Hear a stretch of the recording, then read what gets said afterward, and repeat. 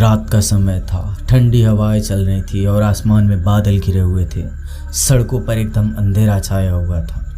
सुरेश ने bus stop पर खड़े होकर बस का इंतज़ार किया। उसे अपने गांव वापस जाना था और यह आखिरी बस थी जो रात को 2 बजे निकलनी थी। कुछ देर के इंतज़ार के बाद एक पुरानी और टूटी फूटी हालत की बस वहां आकर रुकी। बस की हालत देखकर सुरेश को थोड़ी हैरानी हुई, लेकिन उसके पास कोई विकल्प नहीं था। बस के अंदर कुछ ही लोग थे, अधिकतर सीट खाली थी। ड्राइवर ने उसे बिना कुछ कहे अंदर आने का इशारा किया। सुरेश बस में चढ़ गया और पीछे की सीट पर जाकर बैठ गया। उसकी सीट के पास की खिड़की टूट चुकी थी और उससे ठंडी हवा अंदर आ रही थी। बस के अंदर भी एक अजीब सी खामोशी थी। उसने ध्यान दिया कि बस में बाकी यात्री किसी तरह असामान्य लग रहे थे। वे सभी चुपचाप बैठे हुए थे।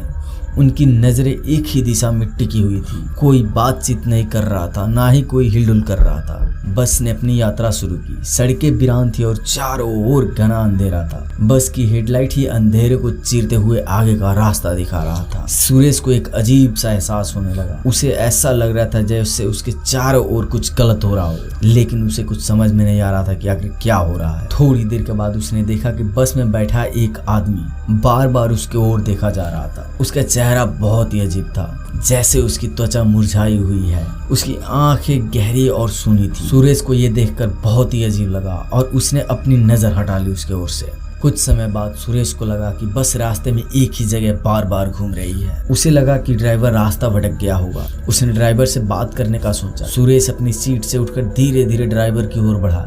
जैसे ही वो ड्राइवर के पास पहुंचा, उसने देखा कि ड्राइवर का चेहरा पूरी तरह से धुंधला था।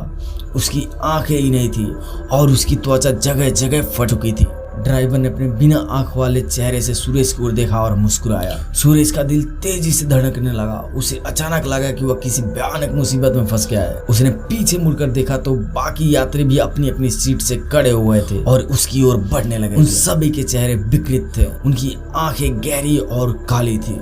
सुरेश तेजी से बस के पिछले हिस्से की ओर भागा। वह समझ नहीं पा रहा था कि क्या करे। बस के दरवाजे बंद थे और खिड़कियों में लोहे का ग्रिल लगी हुई। उसका शरीर पसीना से भीग गया था और उसे समझ में नहीं आ रहा था कि वह कैसे बच सकता है यहाँ से। तभी उसे एक खिड़की के पास कुछ हलचल दिखाई दी। उसने देखा कि बस की पिछली खिड़की से बाहर निकलने का एक छोटा सा रास्ता था। सुरेश ने हिम्मत करके खिड़की के पास जाकर उसने खोलने की कोशिश की। उस खिड़की को बाहर से तेज हवा चल रही थी और बस तेजी से चल रही थी। उसने पीछे मुड़कर देखा तो वो भयानक चेहरे वाली यात्री उसके और करीब आ चुके थे। उसने बिना सोचे समझे खिड़की से छलांग लगा। वह सड़क पर गिर पड़ा। उसके शरीर में दर्द हो रहा था, लेकिन वह किसी तरह खुद को संभाल कर खड़ा हुआ। उसने देखा कि बस बिना रुके आगे बढ़ती जा रही थी।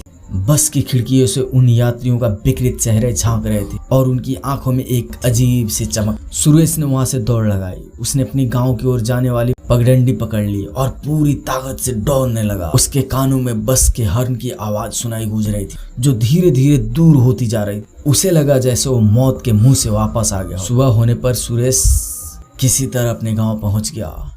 उसके कपड़े फटे हुए थे और शरीर पर चोटों के निशान थे। गांव के लोगों ने उसे देखा तो तुरंत उसकी मदद के लिए आगे आए। उसने उन्हें पूरी घटना बताई, लेकिन किसी ने उसकी बात पर यकीन नहीं किया। लोग उसे भयानक सपना समझकर भूल जाने की सलाह देने लगे, लेकिन सुरेश जानता था कि वह कोई सपना नहीं था।